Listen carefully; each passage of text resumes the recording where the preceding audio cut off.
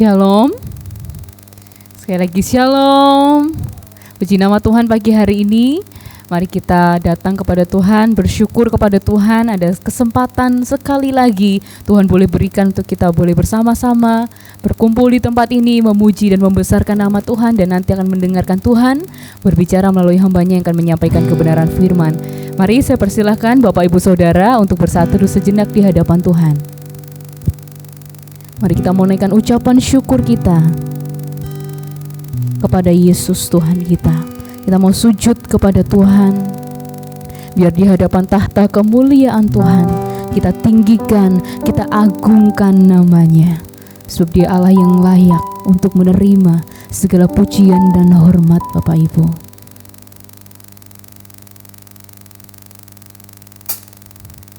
Mazmur 103 ayat yang pertama hingga ayat yang kedua. Dari Daud, pujilah Tuhan hai jiwaku, pujilah namanya yang kudus hai segenap batinku. Pujilah Tuhan hai jiwaku, dan janganlah lupakan segala kebaikan-Nya. Mari kita mengingat kebaikan Tuhan yang amat besar. Kita naikkan ucapan syukur kita. Terima kasih Tuhan. Terima kasih Yesus.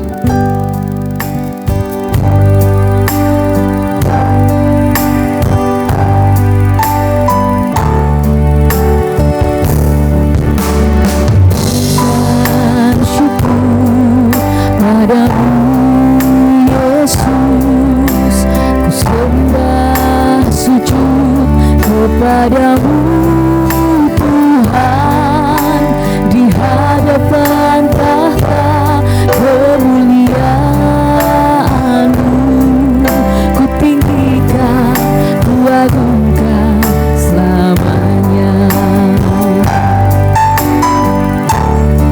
Ku naikkan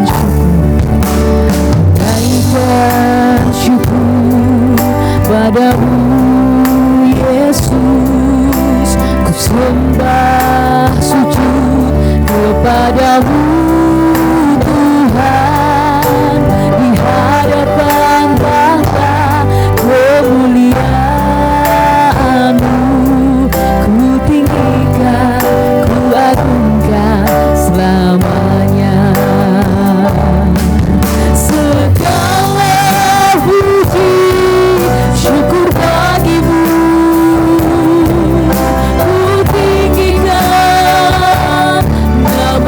selalu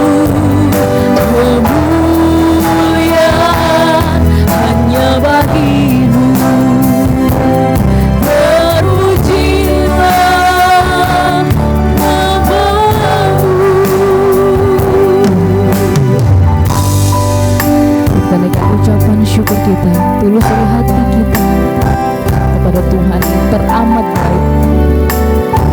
Sama-sama kita naikkan pujian ini sekali lagi. Katakan, ku naikkan syukur padamu Yesus. Ku naikkan syukur padamu Yesus. Ku sembah sujud kepadamu Tuhan, di hadapan tahta kemuliaan-Mu, ku tinggikan, ku agungkan selamanya. Ku naikkan syukur.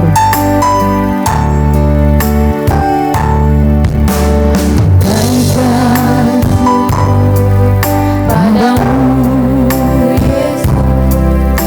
Ku sembah sujud kepadamu Tuhan, di hadapan tahta kemuliaan-Mu, ku tinggikan, ku agungkan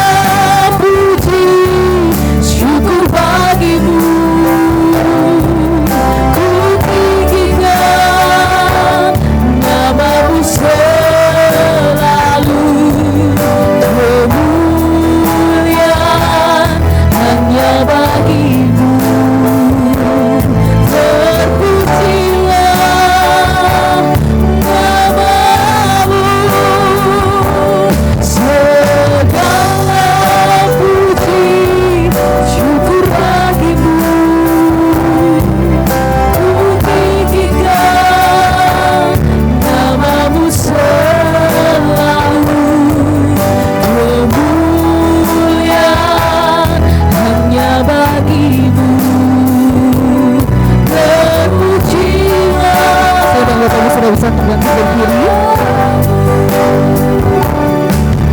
El Shaddai, El Shaddai, Allah Maha Kuasa.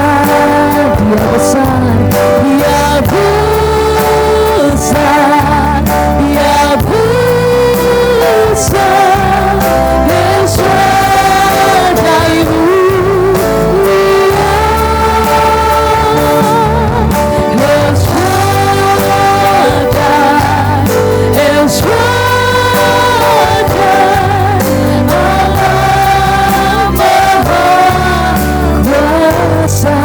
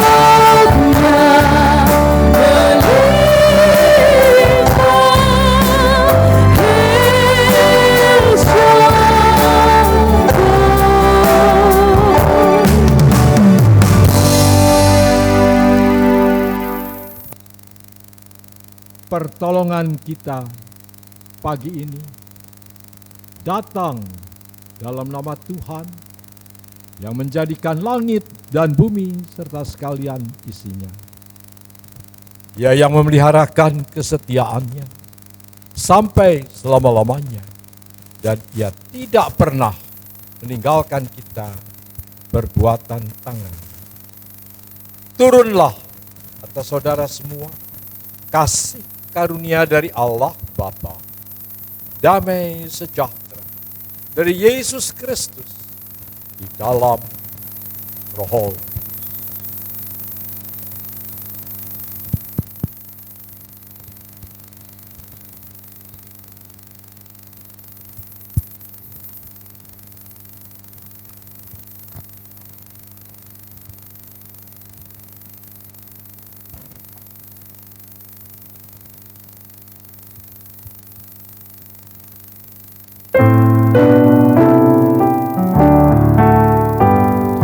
Hormat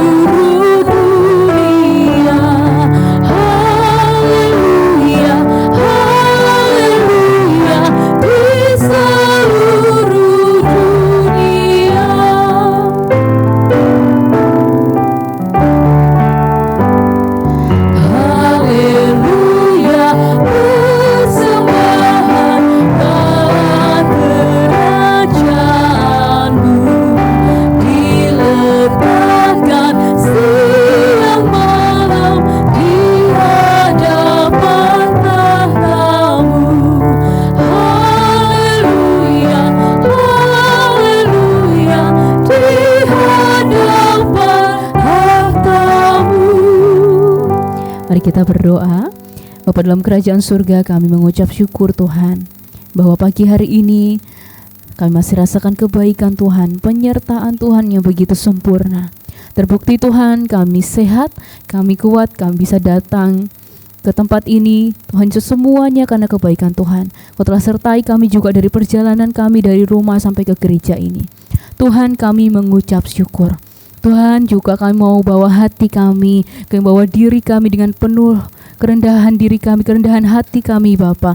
Kami mau datang dengan hancur hati mengakui setiap dosa dan kesalahan yang telah kami perbuat di hari yang kemarin Bapa. Bapa, ampuni kami Bapa, sucikan dan kuduskanlah setiap kami, agar ketika kami memuji-muji nama Tuhan, kami mendengarkan firman Tuhan, kami beribadah pada pagi hari ini, semua yang kami lakukan dapat berkenan di hadapan Tuhan. Berkati setiap jemaat-jemaat Tuhan, berkati pelayan-pelayan Tuhan pada pagi hari ini. Biarlah ibadah kita pada pagi hari dari awal pertengahan hingga akhirnya, Tuhan yang ikut campur tangan, Tuhan yang ada berserta dengan kita semua, memenuhi hati kita melawat setiap kita yang ada di ruangan ini. Terima kasih Tuhan Yesus. Kami berdoa, kami mengucap syukur, kami yakin pengampunan Tuhan telah tersedia bagi setiap kami yang dengan tulus hati mengakui dosa akan Engkau Allah yang setia dan adil. Engkau mengampuni setiap kami yang mengaku dengan tulus setiap dosa dan kesalahan kami Bapa. Di dalam nama-Mu kami berdoa. Amin. Siap untuk bersorak-sorai Bapak Ibu? Mari katakan ke samping kanan kirinya, katakan, mari bersorak-sorai dengan penuh semangat Bapak Ibu. Kasih tos kanan kirinya, mari bersorak-sorai. Mari bersorak-sorai, mari bersorak-sorai.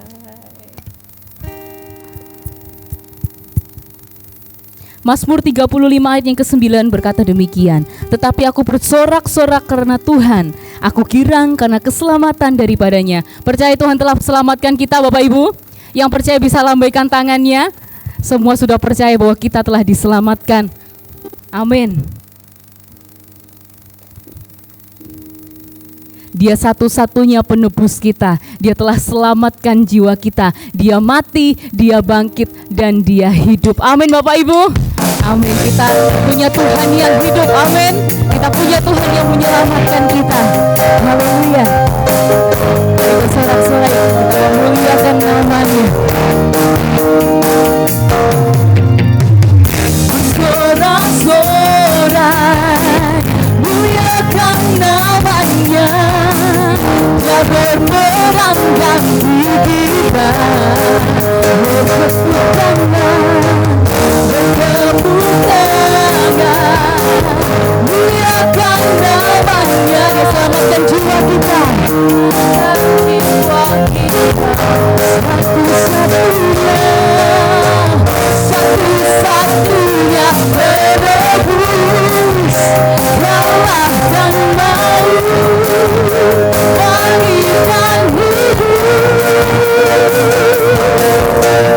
Tuhan yang nanti bersama kita di dalam kita, masuk dalam kemuliaan-Nya, masuk dalam kemuliaan-Nya, ya perlindungan.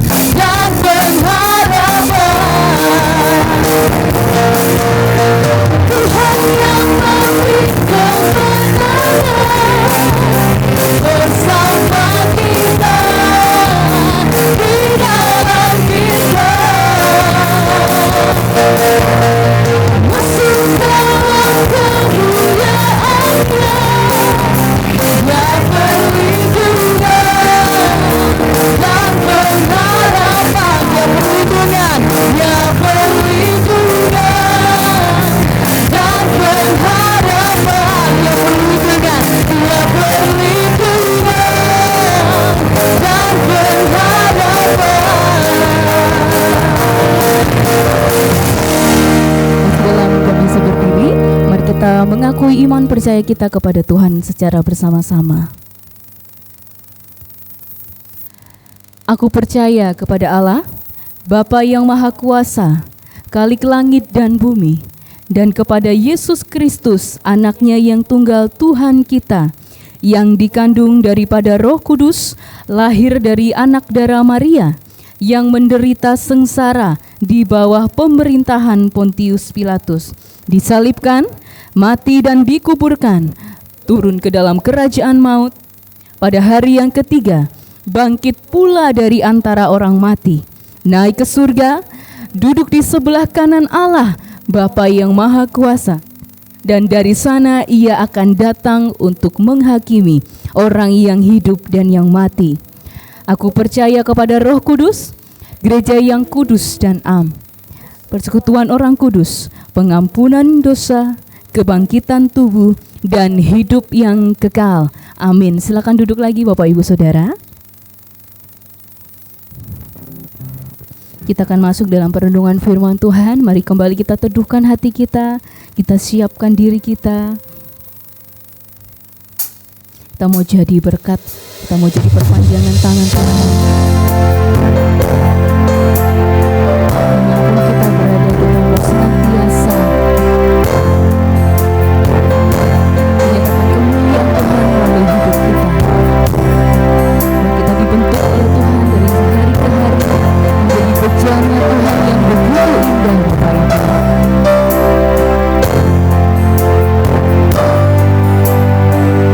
Sama-sama naikkan pujian ini, katakan kekuatan di jiwaku, ketenangan batinku.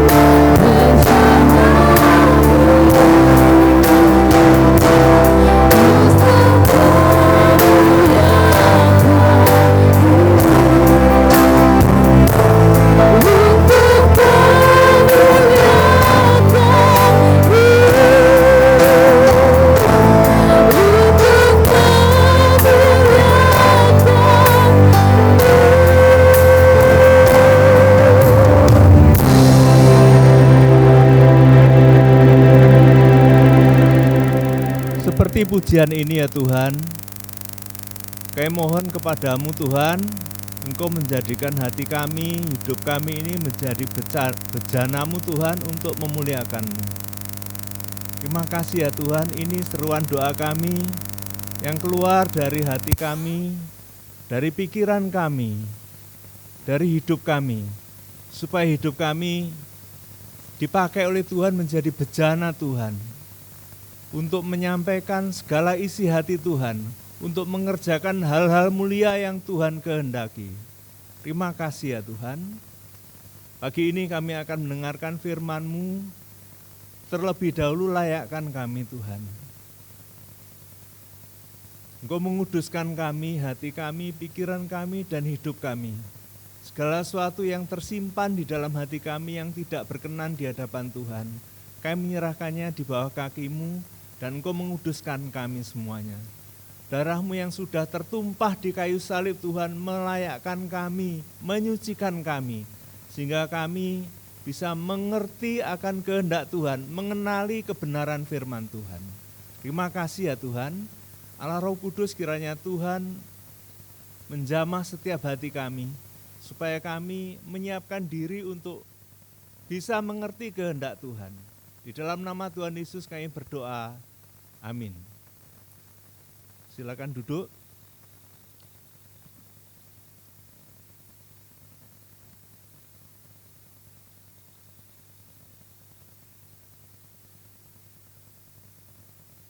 Shalom, selamat pagi untuk kita semuanya. Ya, pagi ini kita akan belajar firman Tuhan dari Efesus pasal yang keempat. Kita akan baca ayat yang ke-29 sampai yang ke-32. Efesus pasal 4, ayat yang ke-29 sampai yang ke-32. Saya akan bacakan untuk kita semuanya. Janganlah ada perkataan kotor keluar dari mulutmu, tetapi pakailah perkataan yang baik untuk membangun di mana perlu, supaya mereka yang mendengarnya beroleh kasih karunia. Dan janganlah kamu mendukakan Roh Kudus Allah yang telah memeteraikan kamu menjelang hari penyelamatan. Segala kepahitan, kegeraman, kemarahan, pertikaian, dan fitnah hendaklah dibuang dari antara kamu, demikian pula segala kejahatan. Tetapi hendaklah kamu ramah seorang terhadap yang lain, penuh kasih mesra dan saling mengampuni, sebagaimana Allah di dalam Kristus telah mengampuni kamu. Amin. Pagi ini firman Tuhan diberi judul Bangun Tembok dan Jembatan. Bahan yang kita baca ini adalah sebagian dari penjelasan Paulus mengenai keadaan orang-orang yang telah dilahirkan kembali. Mereka disebut sebagai manusia baru. Jadi kalau secara keseluruhan kita bisa membacanya dari ayat yang ke-17 sampai yang ke-32. Jadi seperti telah kita ketahui bahwa ketika kita di dalam Kristus, kita berbeda dengan orang-orang yang ada di dunia ini. Sebab orang-orang yang sudah percaya kepada Kristus, keadaannya telah disucikan, keadaannya telah dilahirkan kembali dari keadaan yang selama ini membelenggunya. Orang yang telah dilahirkan kembali menerima benih ilahi. Ada benih Allah yang ditanam di dalam orang-orang percaya. Jadi dia disebut sebagai anak-anak Allah karena ada benih Allah di situ. Jadi keadaan orang-orang yang percaya kepada Tuhan itu kondisinya berbeda dengan orang-orang yang ada di dunia. Ada benih Allah di situ. Saya membaca di ayat yang ke-23 dan 24 demikian, supaya kamu dibaharui dalam roh dan pikiranmu, dan mengenakan manusia baru yang telah diciptakan menurut kehendak Allah di dalam kebenaran dan kekudusan yang sesungguhnya. Jadi keadaan kita memang sudah diperbarui oleh Tuhan. Keadaan kita sebagai manusia baru itu mencerminkan kehendak Allah terjadi atas dirinya. Dia mewarisi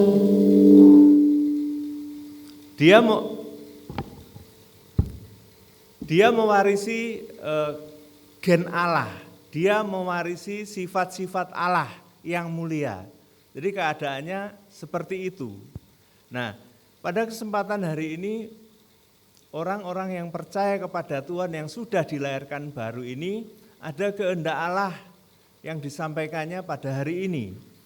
Tadi di ayat yang ke-29, janganlah ada perkataan kotor keluar dari mulutmu, tetapi pakailah perkataan yang baik untuk membangun di mana perlu, supaya mereka yang mendengarnya beroleh kasih karunia. Jadi orang yang sudah dilahirkan baru, di dalam dirinya harusnya tidak ada lagi hal-hal yang kotor. Salah satunya adalah perkataan yang kotor. Saya sering mendengar orang-orang yang sudah beribadah di gereja, tapi masih suka mengeluarkan ucapan-ucapan kotor. Sering memaki, sering menghujat, sering mengeluarkan sumpah serapah, sering mengeluarkan kata-kata yang tidak layak. Ini menunjukkan bahwa apa?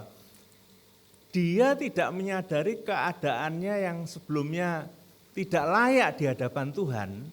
Dia yang sudah dikuduskan oleh Tuhan tidak menyadari bahwa dia ini ada benih ilahi di situ. Dia sudah dilahirkan kembali. Rohaninya yang mati telah dilahirkan kembali. Nah, ini satu keadaan yang harusnya luar biasa. Harusnya di dalam dirinya ada sesuatu yang berbeda. Segala yang kotor tuh waktu seseorang menerima Kristus Yesus sebagai Tuhannya, sebagai juru selamatnya,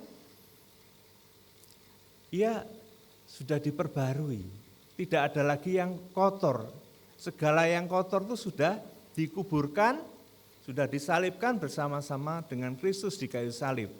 Keadaan ini harusnya diingat-ingat orang. Hatinya harusnya diperbarui. Ya. Orang berkata kotor karena di dalam hatinya masih tersimpan hal-hal yang kotor. Sehingga menyebabkan dia mengeluarkan perbendaharaannya yang kotor.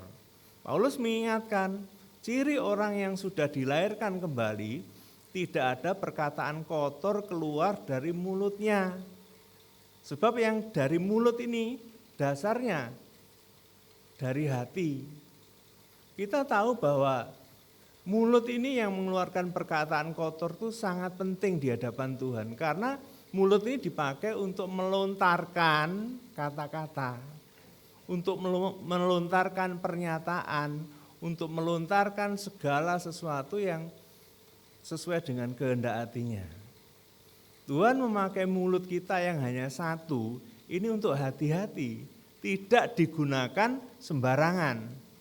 Tuhan memberikan kepada kita sepasang mata, ada 2 mata, ada 2 telinga, tangan, ada 2 kaki, ada 2 paru-paru, ada 2 ginjal. Tapi mulut itu hanya 1. Kenapa? Karena kita harus hati-hati menggunakannya.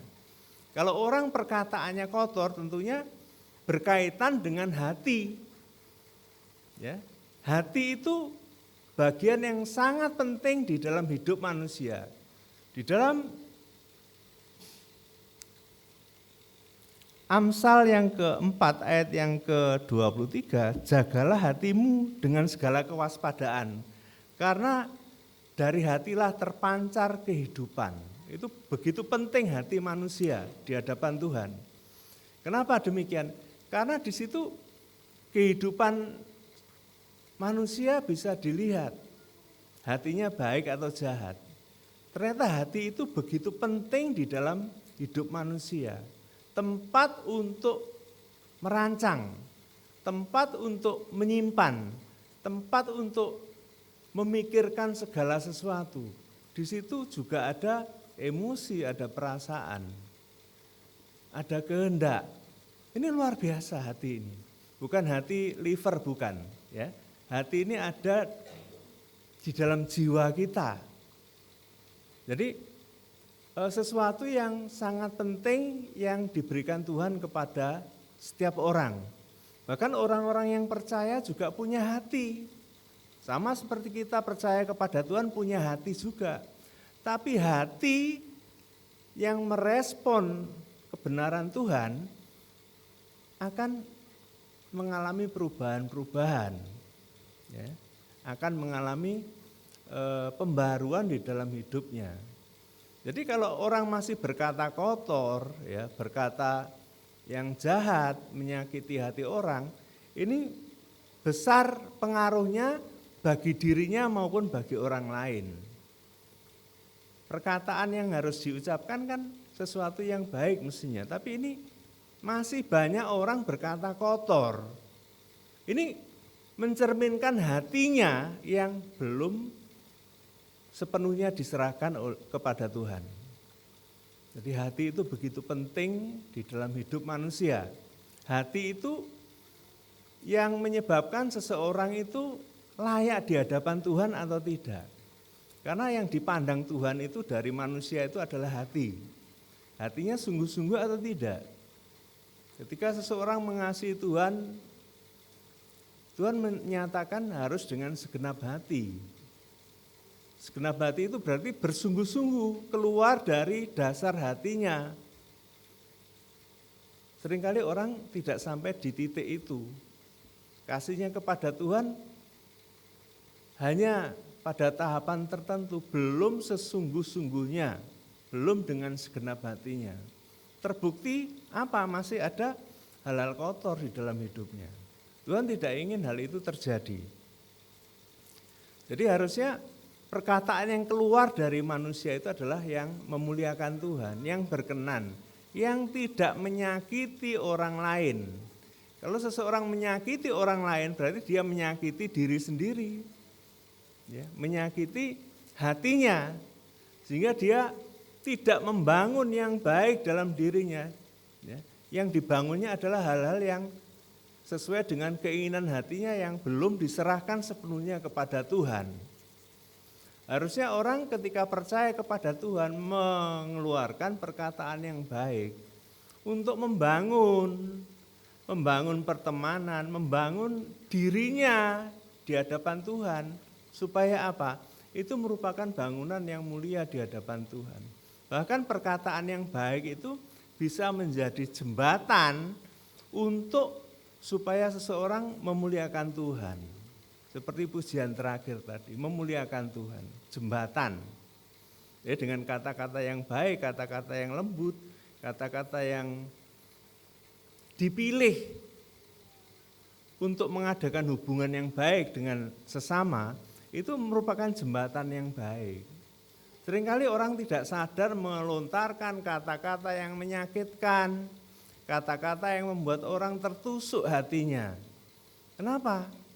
Karena tidak sadar, tidak mengetahui. Nah, orang yang sudah di dalam Kristus itu sebenarnya sudah disucikan, suci dia, tubuh, jiwa, rohnya sudah disucikan. Rohnya dilahirkan kembali untuk bisa berkomunikasi dengan Allah. Tapi jiwanya masih seringkali terpola oleh hidup yang lama. Tabiat lama itu masih keluar. Sampah itu masih dibongkar-bongkar. Di situ nanti muncul keangkuhan, kesombongan, iri hati, dan sebagainya. Itu sebenarnya simpanan lama yang harusnya sudah dikuburkan, tapi orang masih memakainya. Jiwanya yang di dalamnya ada hati itu harusnya apa? Harusnya seturut dengan kehendak Tuhan. Tuhan berikan standar di dalam hidup yang benar itu bagaimana? Hidup yang benar itu sesuai dengan firman Tuhan. Seseorang bisa mencocokkan apakah saya berkata demikian itu sesuai dengan firman Tuhan atau tidak. Sesuai dengan kehendak Tuhan atau tidak. Nyatanya masih banyak orang yang menyebabkan orang lain jatuh di dalam dosa, menyebabkan orang lain enggan datang ke gereja, menyebabkan orang lain terluka hatinya. Sayang orang yang terluka ini tidak segera datang kepada Tuhan. Dampaknya apa? Dampaknya ia makin parah. Jembatan yang dibangun ya itu patah, roboh. Jadi kita harus tahu bahwa perkataan yang kotor ya, yang keluar dari mulut itu bisa mengakibatkan seseorang tidak memiliki hubungan yang baik dengan Tuhan maupun sesamanya. Harusnya bagaimana dikatakan?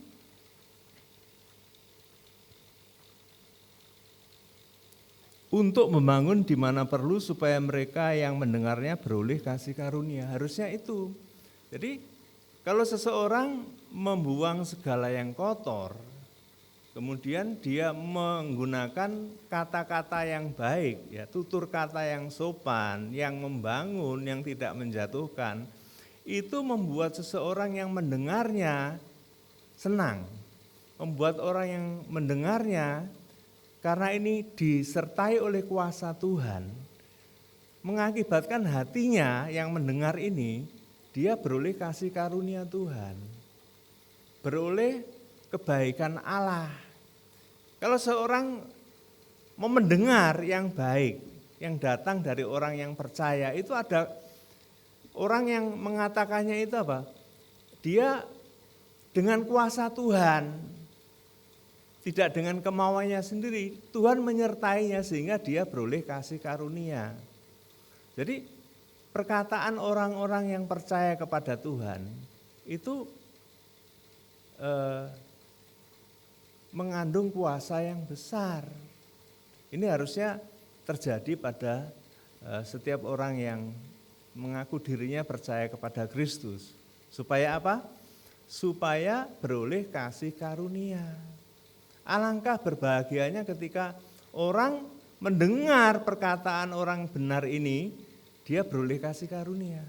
Karena apa? Hatinya terbangkitkan, hatinya ingin tahu dari siapa dia beroleh kata-kata yang baik itu. Mengandung kekuatan, menyejukkan, bahkan memberikan motivasi supaya dia untuk mencari hidup yang kekal. Ini menjadi kesaksian yang hidup. Kemudian selanjutnya ayat yang ke-30, dan janganlah kamu mendukakan Roh Kudus Allah yang telah memeteraikan kamu menjelang hari penyelamatan.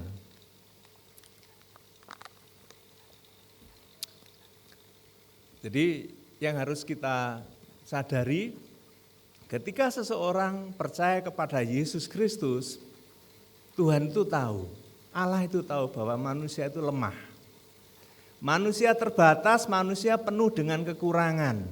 Manusia penuh dengan ketidaksanggupan. Sehingga apa? Dia perlu pendamping, ya.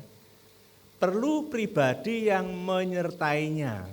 Karena apa? Dia pasti akan dikalahkan oleh dunia ini. Dunia ini begitu kejam, mempengaruhi setiap orang percaya supaya dia jatuh di dalam dosa. Orang perlu pendamping dan Allah ya mendampingi manusia. Rohnya diutusnya untuk tinggal di dalam hatinya. Roh Allah tinggal di dalam hati orang percaya. Roh Allah ini setara dengan Allah Bapa, setara dengan Yesus Kristus karena ketiganya adalah satu adanya. Jadi ada sesuatu yang besar sebenarnya yang diberikan Allah kepada manusia. Nah, Roh Allah ini bersama kita, mengerti kita, menyelidiki hati kita, mengingatkan kita, menegur kita. Jadi kalau kita mau menyimpang dari kehendak Allah, Dia menegur. Hati nuraninya akan berkata, hati nuraninya akan diingatkan. Firman Tuhan yang pernah didengar dibangkitkan kembali supaya apa? Orang itu merenungkannya. Tapi kalau seseorang diingatkan berkali-kali, kemudian ditegur berkali-kali, dia tidak mau mendengar, ia mendukakan Roh Allah, mendukakan Allah, mendukakan Kristus, menyakiti hatinya. Salah satu karakter dari Roh Allah itu adalah pribadi yang lemah lembut. Lemah lembut dia. Kadangkala suaranya lembut sekali. Mengingatkan kita. Supaya apa? Supaya kita menurut kehendak Allah. Tapi kalau seseorang mendukakan Roh Allah, apa yang terjadi? Dia membesarkan egonya. Dia membesarkan segala sesuatu yang dilarang Allah. Perkataan-perkataan kotor, sesuatu yang jahat, sesuatu yang najis, sesuatu yang tidak dikenan Allah, sesuatu yang mencemarkan, itu muncul. Karena apa? Roh Allah didukakan. Dia tidak boleh bekerja di dalam hidup manusia. Padahal Allah melalui rohnya ini, dia ingin apa? Manusia itu dipimpin, manusia itu dikuasai, manusia itu dipenuhi dengan hal-hal yang baik. Hal-hal yang baik itu apa? Berupa kuasanya untuk mengubah hidupnya dari waktu ke waktu semakin baik. Tapi kalau seseorang mendukakan, ditegur tidak dijalankan, ya, kemudian diingatkan tidak segera sadar, ini mendukakan Allah. Apa yang terjadi kalau seseorang mendukakan Allah terus menerus? Yang terjadi Allah tidak bisa berbuat apa-apa. Justru orang itu sedang menuju kepada keadaan melawan Allah. Seseorang yang melawan Allah, dapatkah dia melawan Allah? Tidak bisa. Dia sedang menuju kepada kehancuran. Jadi orang-orang yang mendukakan Roh Allah ini sebenarnya kuncinya dari dasar hati. Dasar hatinya tidak mau berubah, dasar hatinya tidak mau ditegur. Gara-gara ucapan sepele seseorang meninggalkan Tuhan. Gara-gara ucapan sepele dia tidak lagi mau bergereja. Ini sesuatu yang yang sungguh menyakitkan. Jadi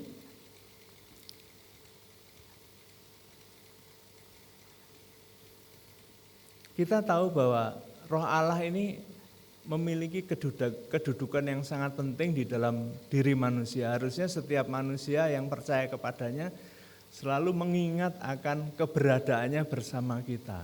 Disebutkan di sini juga bahwa Roh Allah itu adalah metre, ya, metre Allah. Ya. Allah memeteraikan kita menjadi miliknya, menjadi anak-anaknya itu dengan apa? Dengan Roh Allah. Metre itu segel, ya. Segel. Jadi rumah itu kalau disegel tidak akan ada yang sanggup membuka karena ada hukum yang kuat yang menyebabkan apa? Bangunan itu, rumah itu dikuasai oleh negara, ya. Demikian juga dengan Allah Roh Kudus yang memeteraikan kita. Jadi orang yang di dalam Kristus itu keadaannya sungguh luar biasa. Dia diproteksi oleh Allah sendiri, darahnya menyucikan. Tapi Roh Allah sendiri itu sebagai segel, ya, bahwa dia milik Allah, sebagai tanda dia milik Allah yang tidak bisa diganggu gugat oleh siapapun juga. Ini proteksi dari Allah, perlindungan Allah itu sempurna sebenarnya pada orang-orang yang percaya. Namun nyatanya orang masih bisa berkata kotor. Inilah celah, ya. Pihak lawan, kuasa kegelapan itu tidak bisa menyerang orang percaya karena Allah sudah melengkapinya dengan Roh Allah. Itu sempurna keadaannya. Nah, tapi orang masih bisa berkata kotor. Berarti apa? Dia masih membuka celah. Jadi orang bisa diserang oleh berbagai macam kuasa kegelapan, jatuh di dalam berbagai dosa, karena dia membuka celah. Celah itu dipakai iblis untuk menyerang. Menyerang siapa? Orang yang percaya pada Tuhan. Padahal melalui ayat ini Tuhan mengingatkan kepada kita bahwa kita itu di dalam perlindungan Allah. Sempurna perlindungannya. Tapi ketika seseorang membuka diri, membuka celah, iblis memang selalu mencari celah. Kelemahan manusia untuk diterjang, kelemahan manusia untuk dimasuki, untuk dihancurkan. Tujuan iblis adalah menghancurkan rancangan Allah, supaya rancangannya tidak terjadi atas manusia. Nah ini, jadi celah-celah ini yang mengakibatkan orang tidak bisa membangun yang baik. Harusnya hidup ini digunakan untuk membangun bangunan yang mulia yang menjadi kesenangan Allah, bangunan mulia di mana manusia bisa bersekutu dengan Allah, bangunan mulia yang menyebabkan nama Allah ditinggikan, bahkan bisa menjembatani orang-orang yang belum percaya itu bisa percaya kepada Tuhan. Ini alat sebenarnya. Kalau kita mengeluarkan hal-hal yang baik, tapi nyatanya enggak. Orang masih membuka celah, berpikiran negatif, penuh prasangka buruk, mengadili sesamanya. Ini membuka celah. Iblis bisa pakai dia untuk menghancurkan rancangan Allah. Jadi kalau jembatan yang dibangunnya itu mulai sedikit demi sedikit itu ada lubang, ada kerusakan, tidak segera dibetulkan, jembatan itu akan roboh. Kalau ada bencana banjir, kalau ada kendaraan yang besar yang lewat, akan roboh karena tidak sanggup menopangnya. Tapi orang yang percaya kepada Tuhan mengingat bahwa Tuhan itu sempurna, memberikan perlindungan. Kemudian di ayat selanjutnya, di ayat yang ke-31, segala kepahitan, kegeraman, kemarahan, pertikaian, dan fitnah hendaklah dibuang dari antara kamu. Demikian pula segala kejahatan. Jadi ini ternyata penyebab seseorang tidak bisa membangun bangunan yang mulia untuk melindungi diri dari hal-hal yang kotor tadi, atau bisa menjadi jembatan supaya orang lain percaya, ya, beroleh kasih karunia. Ini ternyata ini ada sesuatu yang disimpan di dalam hati manusia. Di situ ada kepahitan. Orang mengalami kepahitan hati itu mula-mula karena apa? Terluka hatinya, ya. Terluka oleh karena apa? Ucapan orang lain. Terluka oleh apa? Keadaan yang diterimanya.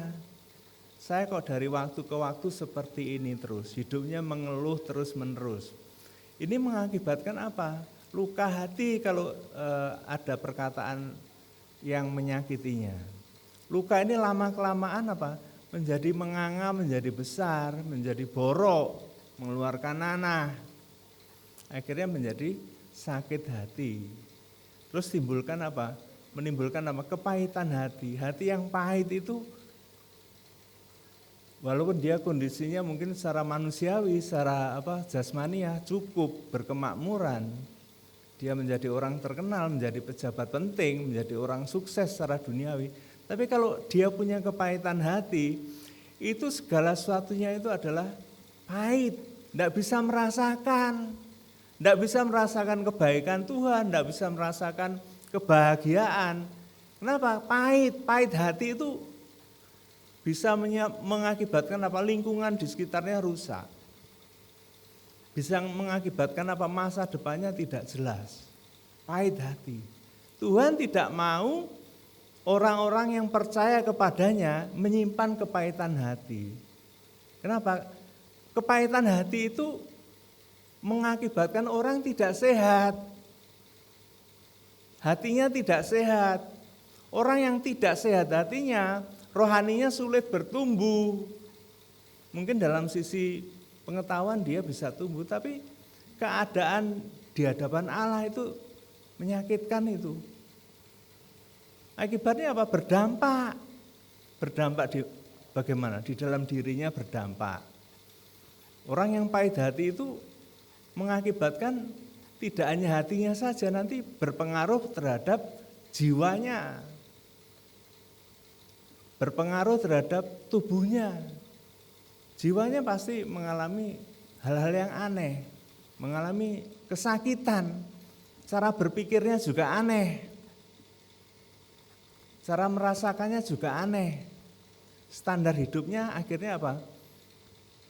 Tidak benar, dirinya yang sudah terluka menjadi standar hidup itu mengerikan, mengakibatkan semua orang lain jadi salah.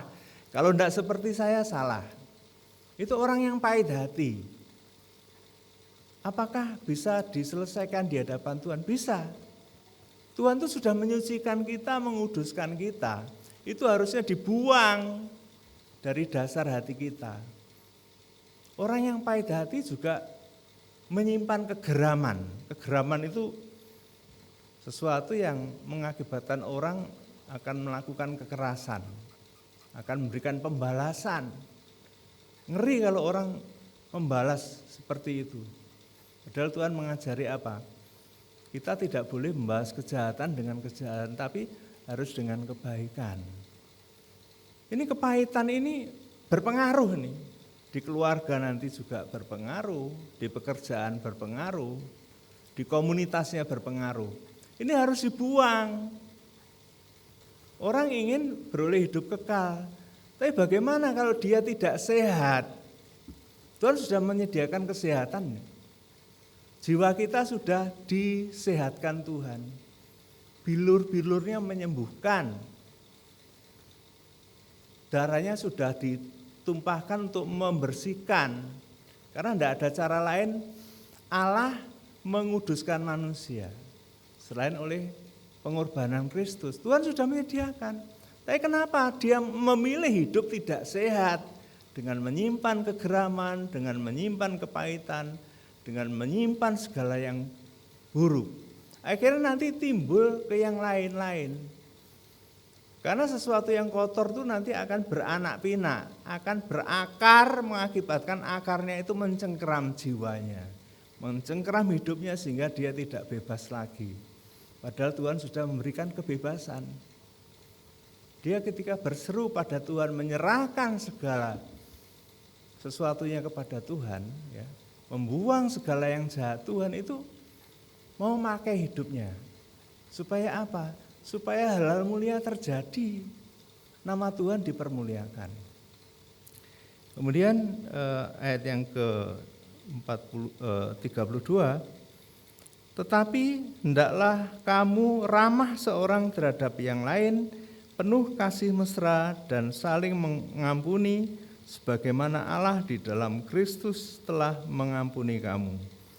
Ini ciri orang percaya, hendaklah kamu ramah seorang akan yang lain. Jadi yang ditampilkannya adalah hal-hal yang baik. Kalau orang menampilkan kekasaran, ya, menampilkan segala sesuatu yang bisa mengakibatkan orang lain terluka, itu bukan ramah. Orang ramah itu mengakibatkan perkataannya, sikapnya bisa diterima orang lain dengan baik. Tapi sebaliknya kalau orang kasar berlaku terhadap orang lain, ya, akibatnya apa? Hubungan tidak ada. Cukup sampai di sini. Jembatan yang dibangunnya tidak akan bisa terjadi. Orang yang belum mendengar firman akan kecewa mendengar kekasaran yang dilakukannya. Tuhan inginnya seseorang itu tutur kata yang ramah, sikap yang ramah, sopan, membangun. Nah itu yang dimauin Tuhan. Kalau seseorang melakukan hal itu, dia mengerjakan bagiannya. Karena kita dibenarkan oleh Tuhan, dikuduskan oleh Tuhan, salah satunya adalah supaya kita menghasilkan buah. Buah apa? Buah pertobatan, buah iman. Nah ini, di mana pertobatannya kalau masih berkata kasar? Di mana pertobatannya kalau masih suka marah? Di mana pertobatannya kalau masih suka sungut-sungut? Tidak bisa. Tuhan maunya supaya kita itu ramah tamah satu dengan yang lain. Kemudian juga di situ penuh dengan kasih mesra. Kasih mesra itu kasih yang sangat dekat, yang mengakibatkan orang yang mendengarnya itu beroleh kesejukan ketika dia mengalami panasan amarah. Beroleh kehangatan ketika dia mengalami kedinginan. Kedinginan apa? Jiwanya dingin, hatinya dingin. Hatinya tawar.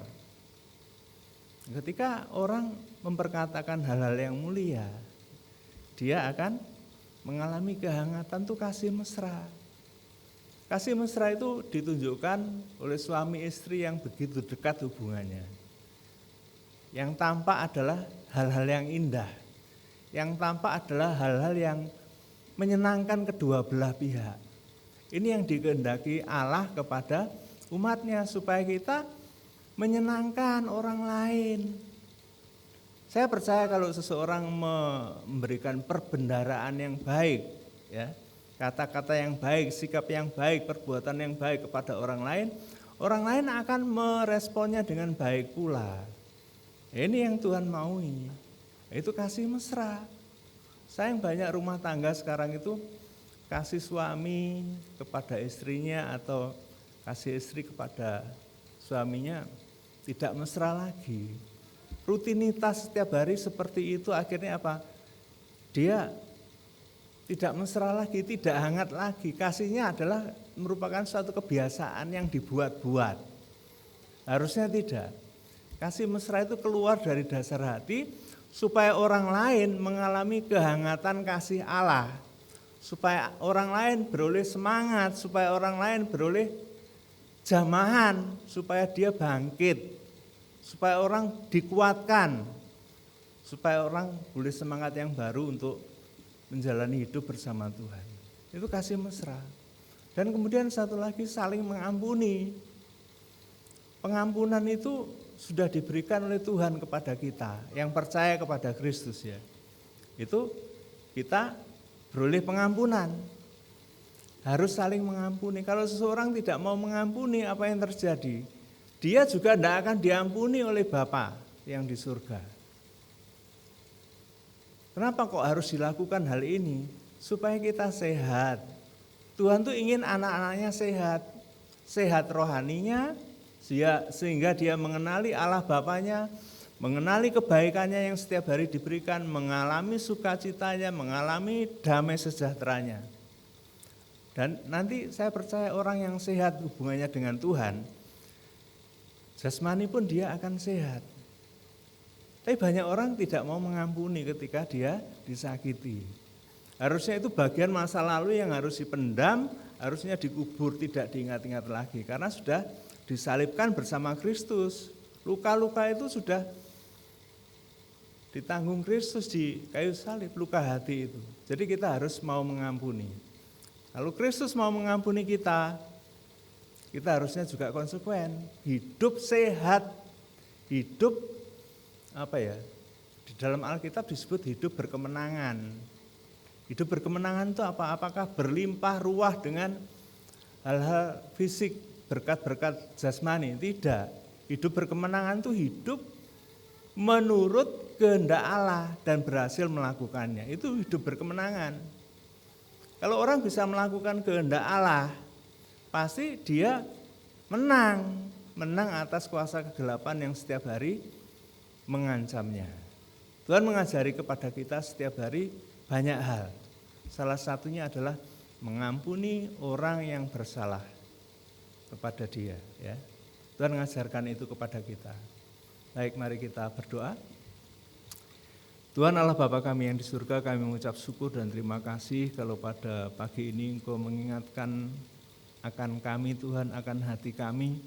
Di dalam hati kami banyak tersimpan hal-hal yang kami alami setiap hari, baik hal buruk maupun hal yang baik. Mohon kiranya pada kesempatan hari ini kalau ada hati kami terluka, hati kami tersinggung sehingga kami masih memendam luka itu, sehingga kami beroleh kepahitan hati, kegeraman dan segala yang tidak benar adanya, kami menyerahkannya ke dalam tangan Tuhan. Kami membuangnya Tuhan pada pagi ini, di dalam nama Yesus kami menyerahkan segala kepahitan ini Tuhan. Supaya kami diperbarui lagi, supaya kami disucikan kembali menjadi rumah kudus-Mu ya Tuhan. Terima kasih, kami menyerahkan supaya kami jemaat di tempat ini supaya jemaat ini hidup di dalam keramah tamahan, di dalam kasih mesra, saling mengasihi supaya nama Tuhan boleh dipermuliakan. Terima kasih ya Tuhan, kami berdoa dalam nama Tuhan kami Yesus Kristus. Haleluya. Amin.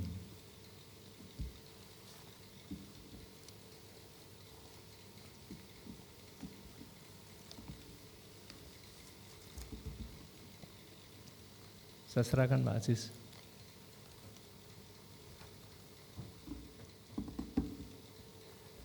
Ya, Shalom. Terima kasih atas firman Tuhan yang disampaikan oleh Bapak Pendeta Julianto. Kiranya Tuhan Yesus memberkati kita semua di tempat ini. Baik, saya akan membacakan warta jemaat minggu ini. Yang pertama, nanti sore kebaktian umum. Yang kedua, berlangsung pukul 17 disertai pemutaran film. Jemaat yang berhalangan hadir pagi ini dapat hadir di sore. Yang kedua, minggu depan kebaktian umum diadakan 2 kali, pagi pukul 9.00 dan sore pukul 17.00. Yang ketiga, setiap hari Sabtu pukul 6 ada doa pagi via Zoom, link Zoom akan dibagikan jemaat malam. Bagi jemaat yang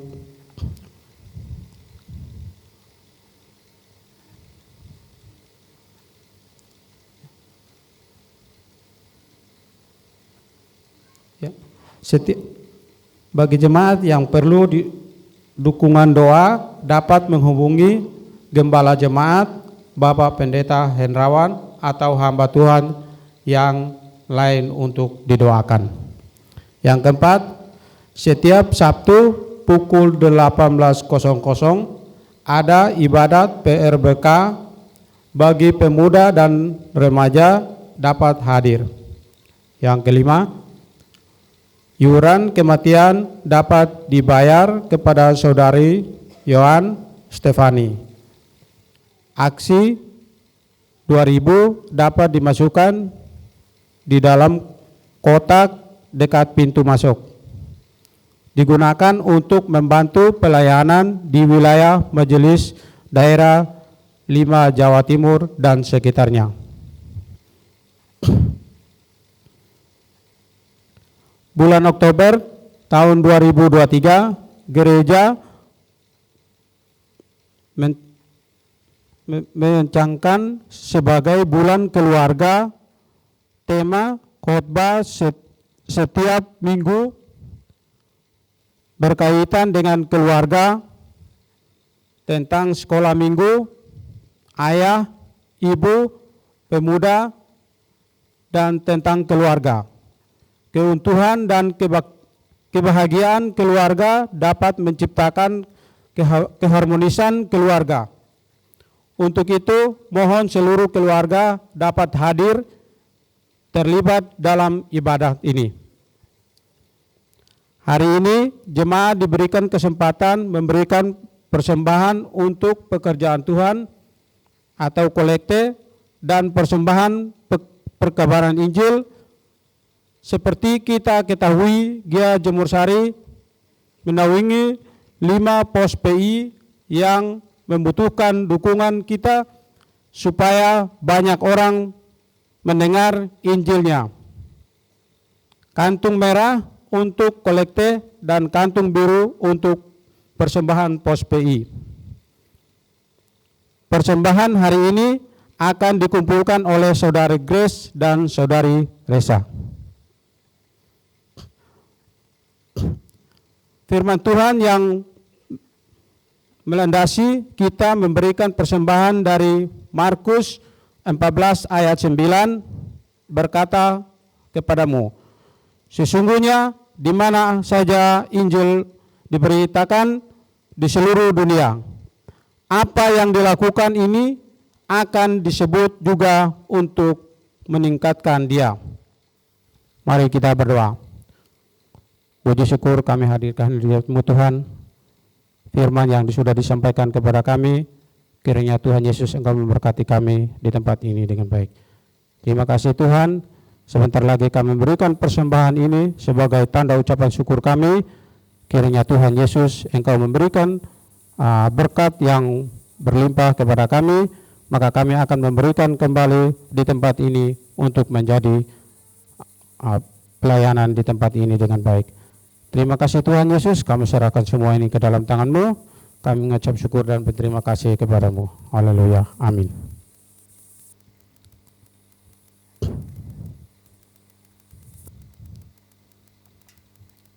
Pujian yang kita memujikan Tuhan dengan pemulihan, betapanya baiknya.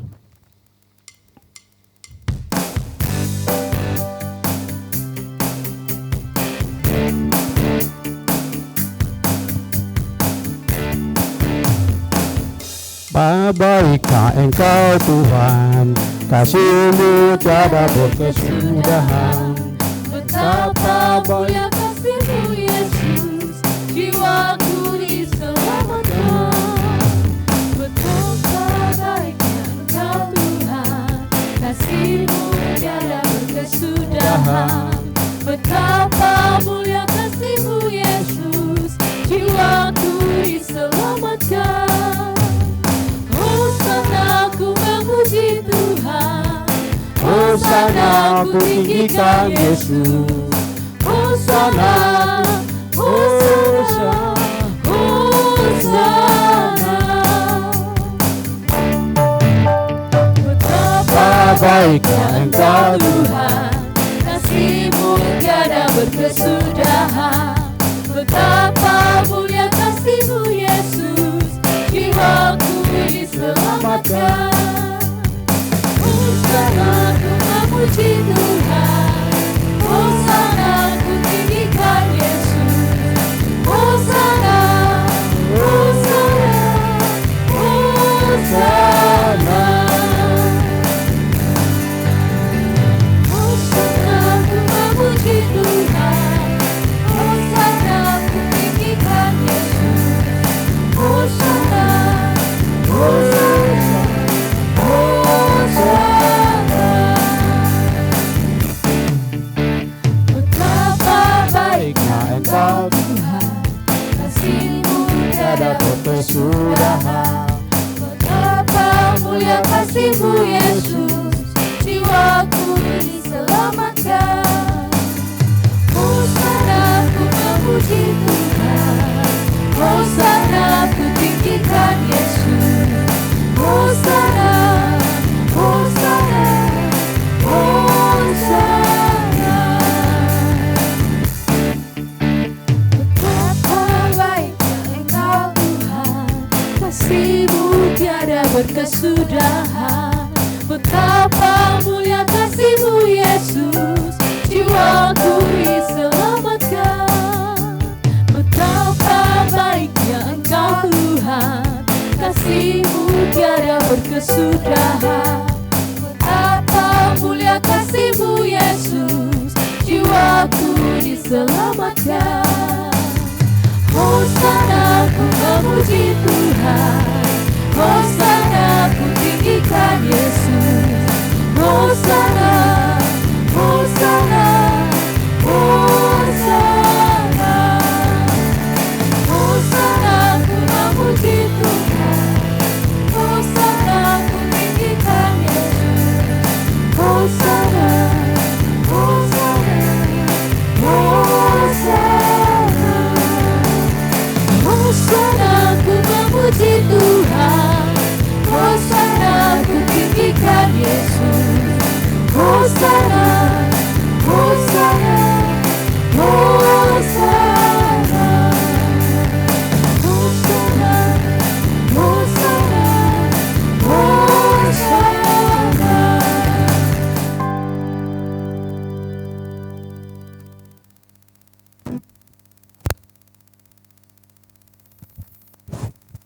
Baik, mari kita menghadap Tuhan dalam doa.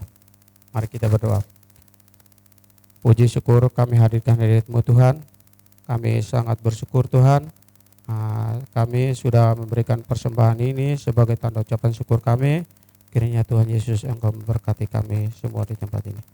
Terima kasih Tuhan, kami juga berdoa buat jemaat-jemaat yang ada di tempat ini. Kiranya Tuhan Yesus Engkau memberkati pada hari ini.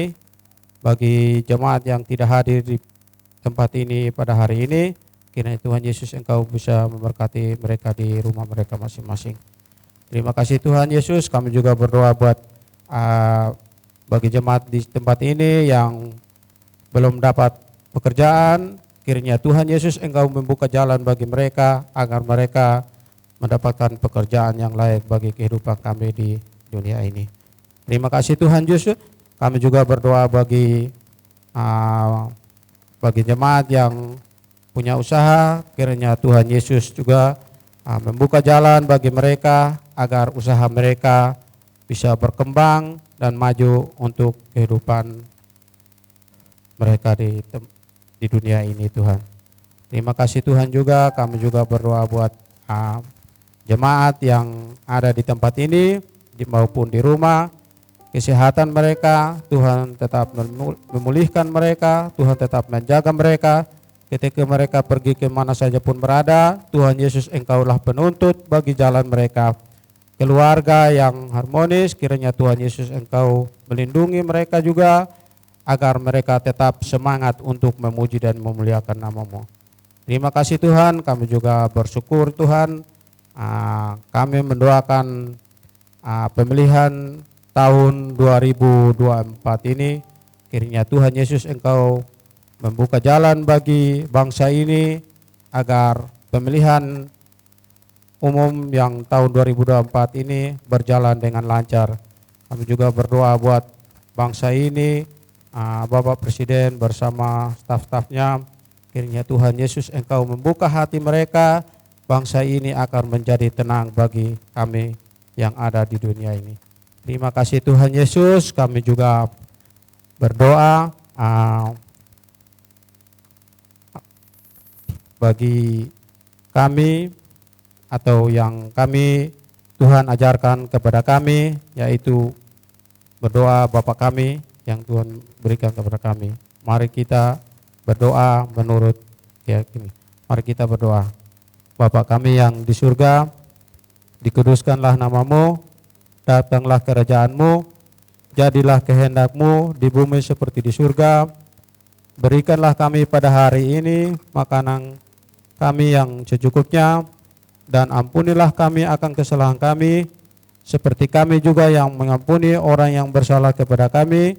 Dan janganlah membawa kami ke dalam pencobaan, tetapi lepaskanlah kami daripada yang jahat, karena Engkaulah yang mempunyai kerajaan dan kuasa dan kemuliaan sampai selama-lamanya. Jemaat Tuhan dipersilahkan untuk berdiri.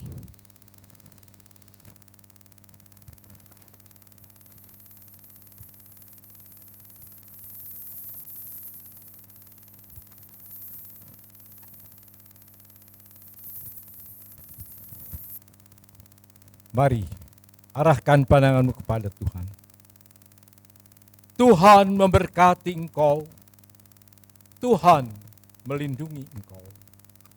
Tuhan menyinari engkau dengan wajah-Nya dan memberikan kepadamu kasih karunia. Tuhan menghadapkan wajah-Nya kepadamu, memberikan damai sejahtera. Sekarang pulanglah di dalam damai sejahtera dari Allah Bapa, di dalam kasih karunia dari Yesus Kristus, dan di dalam persekutuan dengan Roh Kudus, menyertai saudara semua, mulai saat ini sampai Yesus datang kembali.